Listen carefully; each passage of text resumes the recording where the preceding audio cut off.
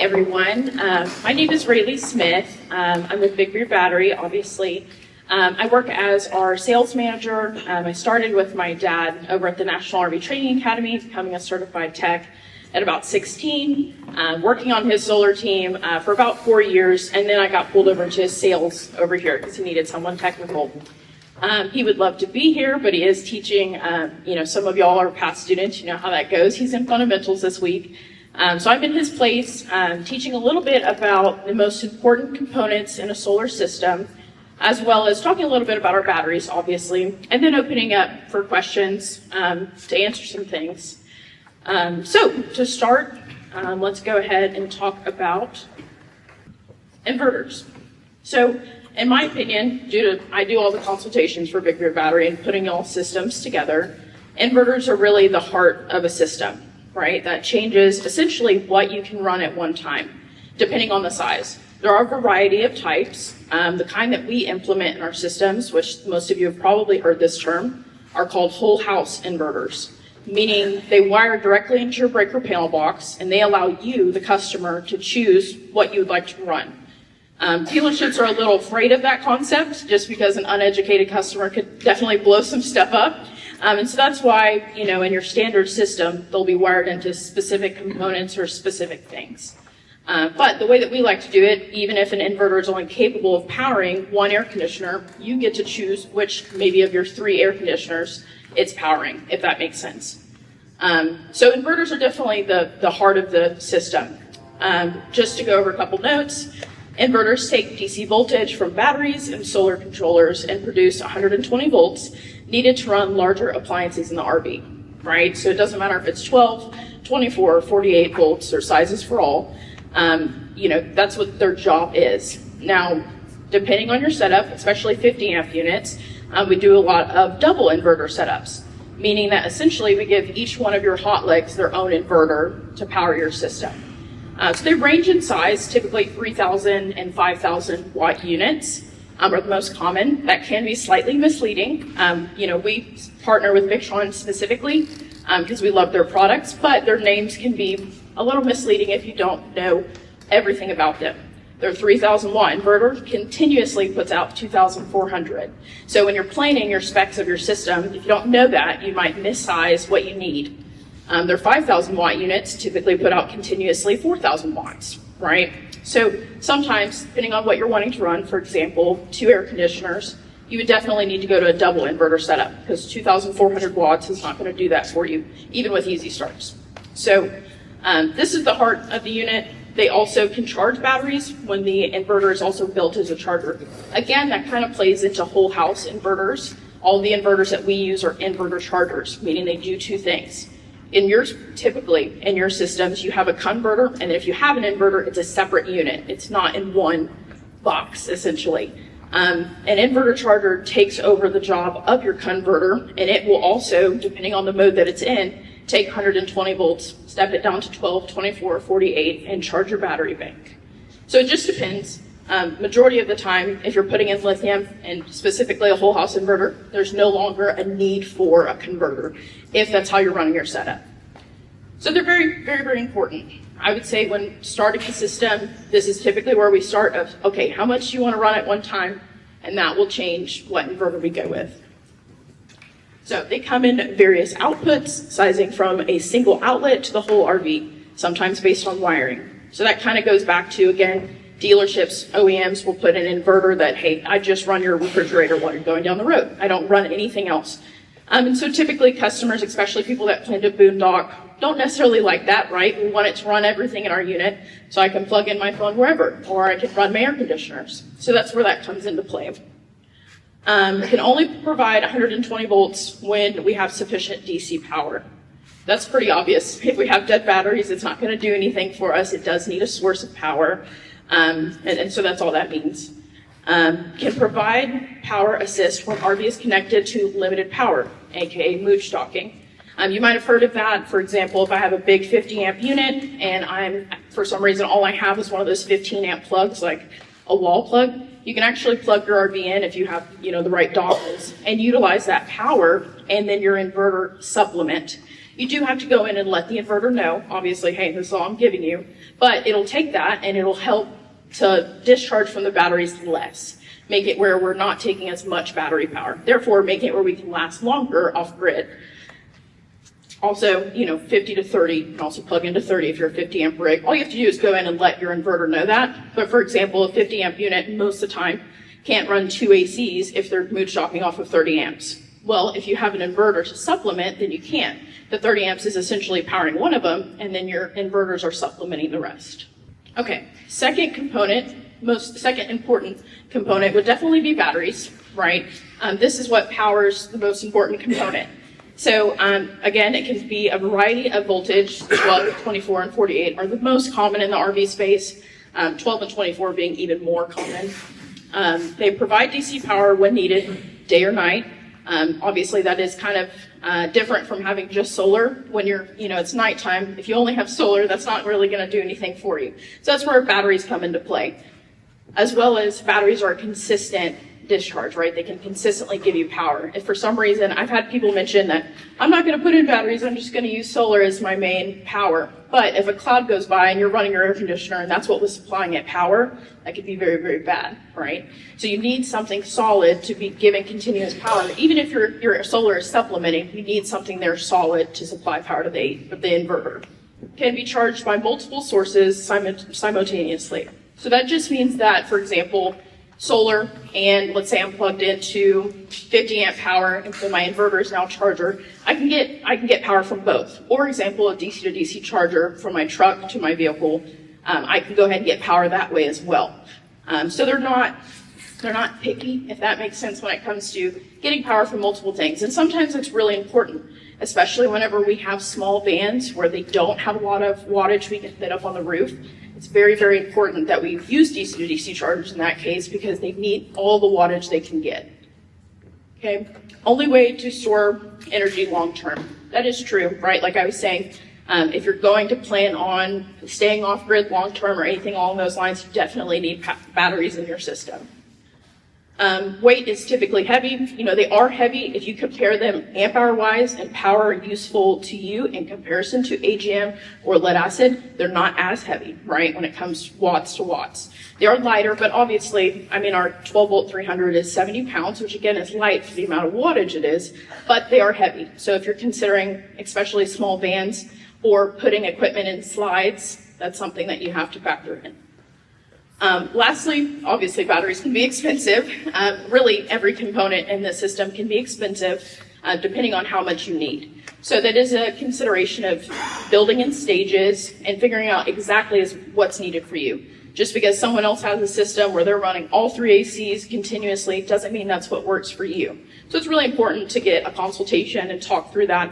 That way we know realistically what would work within your budget. Okay, considerations of our batteries specifically. This is the portion where we'll talk a little bit about our batteries. Our BMS provides protection of cold temps, hot temps, overcurrent, and short circuit. I'm going to kind of talk on 2 different things, that line and the third one. You'll see a lot of times most BMSs do have temperature protection. That's great, you definitely need that, but especially the high temperature protection. But the other consideration is if you have a battery with just that's not the best, right? If you're in a cold climate and you want to run your furnace and your battery goes, "Ooh, I'm too cold, I'm turning off," that kind of puts you in a situation where you're also getting cold, right? Our batteries are self-heating, meaning that they can continue to warm themselves in that situation because we don't want our batteries to just go to sleep if we still need their power. So that's something to look for specifically. They are Bluetooth, so there is an app that you can view on your phone. I feel like that's really important whenever you're in systems that don't maybe have inverters and don't have all the rest of the Victron components, because typically when you have a Victron system, you're using a shunt, and so therefore you don't necessarily need to Bluetooth into the batteries to know what's going on. That's the job of the shunt. Maybe if you're just syncing every once in a while to get back to 100%, but majorly you're going to be using the shunt. If I'm in a system where I just don't want to water my batteries, or maybe I just want to run my 12 volt fridge for a bit longer, and so I'm not putting in a shunt, that's when Bluetooth batteries is really, really important. And I will say for troubleshooting or just knowing 100% what is going on, it's nice to have that. Active balancing, That just means that if within the BMS itself, there's 4 cells inside of our batteries, and they all obviously have their own voltage. We've wired them in series to get to the 14 volts that you have at the battery, but over time, when discharging and charging, those cells can get out of whack, especially if we're not getting to a point where we're getting 100% or, completely dead. They don't always balance out within one another. Our BMS does that continuously. In fact, if you have our Bluetooth app, you can actually view the battery and see each one of the 4 cells and exactly what their voltage is at. It'll have a red number and a blue number, lowest and highest, and it'll show you them being off by like 0.01 volts, and it's still trying to get them to perfect. We feel that that prolongs the life of the battery overall and makes it where we can get more years out of it because those cells are just always balanced, and that'll continue to give us the 14 that we want. And that's why we have an 11-year warranty. We feel that the practices we put into the battery, whether that be the flexible bus bars on the inside or some of the wiring that we do, we feel that our battery will last longer than the standard 10 years, and so that's why we do the 11-year warranty. High ampacity. This is really important, specifically for people that have onboard generators. It's something that sometimes people don't consider, which it's not talked about very often, is that your generators take a lot of power for just a second to get started. And so people will think about, I know this isn't as common in this group, but my motorized units that have to get generators started, they don't factor in that you need a lot of amperage really quickly to get them started. So some of these batteries will have continuous 200 amps. That's not necessarily enough, even when you put them together. Our batteries are able to surge 450 amps for 20 seconds, which is quite a bit. And then continuously, you have 300 amps, right? So we put in pretty beefy terminals because we want to be able to carry that load really efficiently and provide significant power. But the 450 amp surge is really, really good for onboard generators. And now, depending how big the generator is, like if we have a 10K, one battery still won't be enough, right? I would suggest 2 in that scenario. But it definitely gets us closer for I would say all the way up to 4500s, one battery can start that generator for you, which if you compare some other batteries, it might not be able to. Okay, let's talk a little bit about solar panels. So we've talked about the inverter, what powers the inverter, but what powers the inverter, right? One of the ways that we can recharge our batteries is going to be solar panels. They capture high volts DC, usually higher than battery voltage. This is something that can also be a little misleading in the RV panel world, is that you'll see 12-volt solar panel or 24-volt solar panel, but if you look at their specs on the back, like their data sheet, they're not at 24 or 12 volts. They're a lot higher than that. And that is because, we have to be higher than my battery voltage for me to push volts into this battery, right?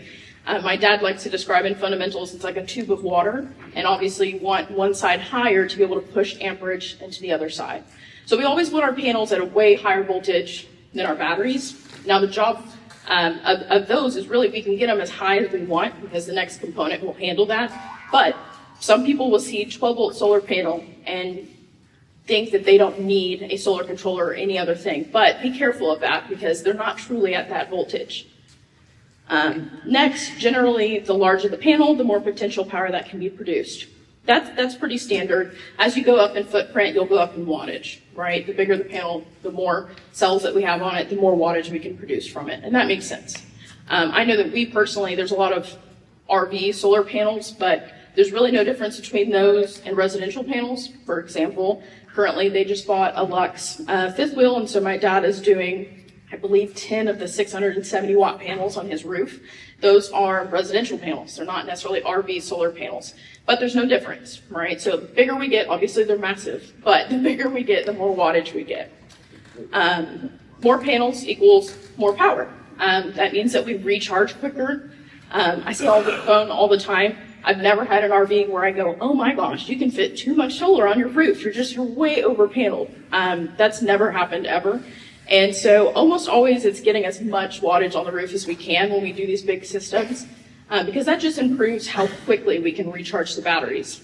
And throughout the day, it's important, specifically because if I am running a load, let's say an air conditioner, but for easy math, it's pulling 1,500 watts, and I have 2,000 watts on the roof. Only 500 watts is actually getting to my battery to charge it, right? So if they're dead from the night before, and my job is to recharge them during this next day, if the majority of my power is going to other loads, how would I do that? So you have to have quite a bit. If you only factor solar panels and batteries, you will not recharge throughout the day. You have to factor in those other loads. And sometimes people will specifically run less throughout the day, which can be kind of hard because your AC wants to run the most throughout the day, right? It's the hottest time. But trying to be a little bit smarter about loads, that way we can be sure to recharge during that period.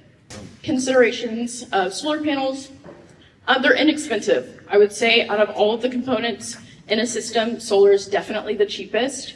It's a very small portion of the install price-wise. They come in, a variety of sizes. This is one of our friend's units. So each one of those, it looks like 1, 2, 3, 4, 5, 6, 7, 8, 9, 10, 11. He's got 11 panels on his roof, right? So that's another example of a really big system with really big panels. That's not realistic for everyone. So we obviously use a lot of 200-watt panels because you can essentially fit them on every single roof. It's just a matter of getting up and sizing and seeing what's right for you. Weight-wise, Can you actually walk on those? he has walked on him. Yeah. Not that I would say, look, maybe should, but he has. We actually have a selfie of him laying on his side with his arm up, laying on his solar install. So you definitely can. It's very, very sturdy. When we put the rocks up, I know the first time we went up there and, gave them a good shake to see if they were moving, and they weren't. So we've done a couple of big installs like that over the last couple of years, and they're still doing great. I think whenever one of their wives went to go clean it, she had to lean on it quite a bit to, get to the other side. Never had an issue. Roof has limited space. Depending on the size, obviously they're between 10 and 70 pounds. Like for example, those 670s, they're going to be, probably on that 70-pound side. They're quite heavy. So it is a factor depending on your weight rating and what you're trying to stay underneath. It's okay, how much weight am I putting on this roof? When it comes to limited space, y'all all know that. We have limited storage space, we have limited roof space, and RV is limited space. So that is a consideration in figuring out what makes most sense for y'all. I've had times where people go, based on how much solar I can fit on this roof, it doesn't make sense. I'd rather use a generator. And we do systems without solar all the time. It's one of many ways to recharge our batteries. You don't have to use solar. Some people are just very nervous about holes in the roof. We've never had an issue, but if that's something that really bothers you and you have a generator, we're not upset about that. It's a way to recharge. It doesn't bother us at all. Can only produce power when there is strong sunlight, right? So meaning we factor in 6 hours of strong sunlight a day when we do our math on panels. Obviously that can just be changed depending on where you are. If you're up in Alaska, you might have more than that or less than that. But factor in, it's not just as soon as the sun rises, oh wait, we got wattage coming in. It's going to be a limited amount. Really, we factor in the 6 hours, and that's how we do our math. Not the only way to charge your batteries, we've talked about that. So a lot of systems are done with just generators. It charges through the inverter. Again, our inverter becomes a charger. We keep those batteries charged. It's a great way, especially, again, this doesn't really pertain to y'all, but in our big Class A's, they have 10, 12K generators that they can't run overnight, but it does help them, during the day, they'll turn it on for 2 hours and all of their batteries are recharged. So it just depends on the system you have. Some people do not want to run a generator, even if they have one, they want to get away from that, then solar's a solution. If it doesn't bother you and you've already paid for it, then it might be a way to save money, at least on the first install. You can always come back and add solar in. It's not one of those things where we would need to change your system to do so. So it could be very easily added in a second stage. Speaking of solar, we have another big part of our system, which is the solar charge controllers. So the job of these is essentially to take extremely high DC volts from our roof and step it down to battery voltage. They can be one of the hottest components in our unit just because they are taking in upwards of like 250 volts and stepping it down to, let's say, 12. So they produce a good amount of heat. We typically put fans around these units, and we don't mount them underneath anything else because the heat sink on the back runs up and down. So if you mount something above it, that thing might fry. So keep that in consideration. But its job is to take high volts, step it down. In general, they're pretty good. There's Bluetooth versions where you can view them on your phone. So again, if you're not doing a servo which is just a braid and a Victron system, or a touch, it might be good to get a Bluetooth version. That way you can easily look at it on your phone. So there are two, and really you won't see the other kind very often, but there were two types of solar controllers. There's PWM and MPPT. It's a general term talking about solar controllers. I mean, essentially it's just outdated technology on the PWM side. They don't sell very often. Maybe if it's an extremely cheap brand, you don't see them very often. Almost everyone has moved over to MPPT. But essentially, if you have the same 200-watt panel going to a PWM and one to an MPPT, you would probably get a lot less wattage out of the PWM. It's old technology. It doesn't perform as well. So MPPT is not specific to a certain brand. It's just a word that refers to a solar controller. They come in different sizes. And that makes sense, right? For example, but going back to the 670 watt panels, he's going to have multiple but very, very big solar controllers, as well as like residential applications. They make, 450, 100s. You're taking 450 volts in. That's not realistic for RVs, right? We typically have a little bit smaller ones. And they also are limited to certain wattages, right? The number that you'll view on a MPPT, let's just say, for example, one of the really, really small ones is a 100/50. 100 is letting you know what voltage we can have coming into the MPPT. 50 is letting you know what amperage we can have coming into the MPPT. But it also lets us know what amperage, the second number, it's capable of pushing. So if I take my battery bank, for example, a 12 volt, which is really 14 volts, but I multiply that times 50, it tells me what I'm capable of getting out of this controller. I wouldn't want to put any more wattage on the roof than what that number is, or even if I can get it, within the volts and amperage rating, because it will not output it and it will not give it to your batteries. It'll essentially be wasting power, which we don't want. We call that over paneling to a controller. And that's when you split it off and you go to more than one. When it comes to that same, scenario, that's when people talk about, 24 volts is way better. That is one way that it is. If you take 50 and multiply it by 12, you'll get a certain number. But if you take 50 and multiply it by 24, you get double the wattage. The same controller can output exactly double the wattage for a 24 battery bank than it would a 12 battery bank. So just a factor, 24 volt systems typically have smaller and less solar controllers due to that factor. Cost varies typically as you go up. For example, a 150 is less than $200, I believe. But as you go up to like the 450, 100s, you're looking in the thousands. They go up quite a bit. We don't typically use those other ones, but they do go up in price. So keep that as a factor. As you go up, and essentially as it does more work, it costs more money, which makes sense. They only convert power when solar panels produce high enough voltage. So say that I have a 24 volt battery bank and the VOC of my panels which is volts open current, is 20.1, right? And for some reason, maybe it's at the beginning of the day where I don't have full sun strike yet, and say I only have 20 volts coming down from a roof. Is a 20 volt, power going to charge a 24 volt battery? Absolutely not. So you have to factor that in. Again, a lot of manufacturers will wire their systems in parallel, which we don't prefer. Because number one, that increases your amperage, which means you're getting closer to your wire gauge, limit, because we limit those by amperage, as well as it makes it where, again, at that certain time of day, you have a less chance of getting up to a voltage high enough to charge these batteries. So we prefer to wire in series almost always. Obviously, there's times where we have to split in half, like if I'm doing 6 panels and I'm getting close to my voltage rating of the controller, split it in half and then do series parallel. Which is easier if you're drawing that out to explain that, because it's kind of hard to explain that verbally. But so keep that in mind. If we don't have enough voltage up on the roof, obviously that's not going to charge our panels, or our batteries. Okay, so that is all about the components. To tell you a little bit more, just specifically about what we do, is we manufacture lithium batteries, and we put together systems using all of these components. These are the major components, but there's a lot more in between, right? Specifically, Victron can be a little bit more expensive because of their communication, but in our opinion, it's so worth it.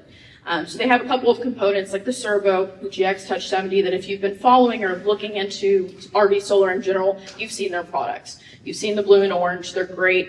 We really like them. So we design systems for y'all from start to finish using our batteries and components. Our goal is to be kind of a one-stop shop, meaning cabling, easy starts, all of the Victron components, fuses. We hope to source all of that for you just to make it a little bit simpler, and also help you spec it out, right? Based on your needs, this is what you need. We offer a couple of installation options, just to briefly touch on that, and then we'll go into questions. We obviously offer DIY. We would be more than happy to ship this to you in any state, and it is free shipping, so that's cool. And then also, if you come to our location in Athens, Texas, which some of you have been in that area because of class, we offer 2 installation options, one being private install, someone who does not want to DIY it, and they also do not want to just do any of it themselves. You can drop it off and pick it up a week later and it's done, right? Obviously price comes along with that, but so does the convenience of not having to do it. If you're not comfortable around electricity or not comfortable on roofs, it's a great option. It's also not just in Athens, Texas. We do have a group of installers that we've worked with personally in the past, so we feel very, very comfortable sending y'all to them for installs out in the field. It's a pretty small group, if I'm being completely honest. People that have graduated the school, there is a group of everyone who's gone through the solar class, and that is not the group that we're using. These are people that, again, we've worked with in the past, and we've seen their work, and we feel comfortable with. So if it's a situation where you can't get to Texas just because of traveling or cost, we would be more than happy to get one of our techs to come that way. There are their own private, contractors, so they would. We'd have to look at their schedules, but they're great guys. And actually, one of them is Brad, the guy that's working at our booth. He did an install this week on site for Mr. Robert, and then he also is installing someone's battery right now. But he's a great example of that. He became our road crew after he was already a certified installer with us. Really nice guy. The second option for installation at our location is going to be the RV clinic, the solar clinic specifically. And that's for someone who feels very mechanically or even electrically inclined, but doesn't necessarily want to blow up their rig, right? They're like, I'm willing to do the work, I'm willing to pay less, but I don't want to do it without guidance. So my dad, Todd Henson, is the leader of the clinic. We only put a couple of people in each clinic because we want it to be a good ratio between student and teacher.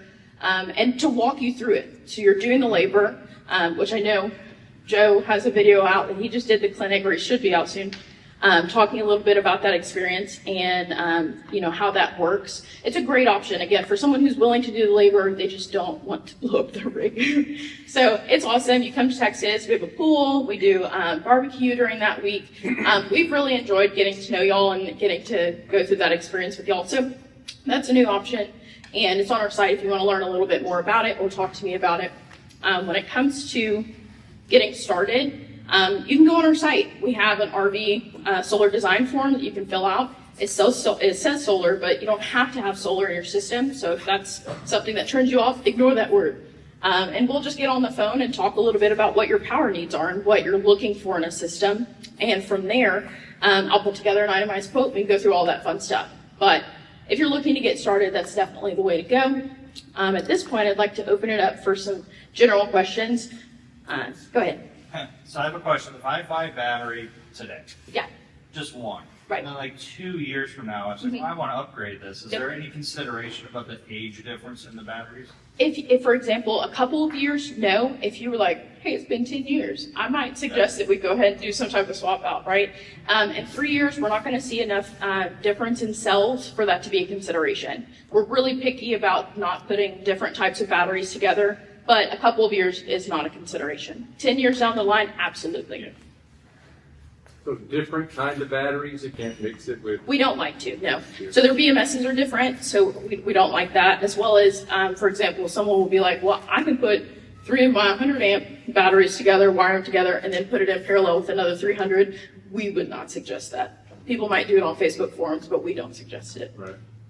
Yes, sir. How's the compatibility? I have a 2025 Valor, and I think Alliance predominantly uses Renogy for their whole suite of things. I want to add maybe a little more to my battery bank, but I don't want to replace all the existing architecture that's already there. When it comes to like your solar controller and such, Yeah. yeah, converter, solar controller. Our batteries don't care about any of that. When it comes to if you ever were to move to putting in like a Victron whole house inverter, I probably would suggest at that point that we switch to all Victron just because the monitoring is so much better if you do. The touchscreen, you can view on the touchscreen itself what you have coming in from the roof, what the inverter has coming in, all of those things. But if it's just a battery to battery swap, no consideration at all, as long as we can get that solar controller to the lithium mode. Okay, so you're completely independent of Alliance then? Our batteries? Yeah, your company. Oh, yeah. Okay. I mean, we like it, but there's some separation there. Definitely not. No. Yes, sir. Does the Victron offer like an internal transfer switch? Yes, some models do. For example, the Quattro. The Quattro is way high in price in comparison to some others, but they do offer, there's, for example, 2 AC inputs, 1 AC output. So you can tie your generator into one of those inputs and set it as priority, meaning when the generator is on, it will use that over shore power. So it depends on the model, but yes, sir. So here at Big Beard Battery, we offer 4 ways that you can actually have your solar installed. Now, the first one is the clinic. Now, a clinic is where you actually do the install yourself. You may not have the tools, may not have the expertise. Well, what if we can provide the tools for you and the expertise? So that way, not only can you save money on your solar system, but you also have the expert guidance to make sure that it's done correctly. You can do a DIY where we actually send you not only the gear, but also the documentation and the diagrams to have your solar built. If you can't come to Texas, how about we send a trained installer to you anywhere in the United States? Or if you'd like the Beard to do the install himself, then you can come here to Athens, Texas, and we can do the complete install. So one of 4 ways to get your solar built today. So if you're interested in having a solar system designed for your RV, head over to bigbeardbattery.com and get started today. Hey Todd, I got a question for you about the Yeah. ECAN versus VE bus. Yeah, let's go over here and look.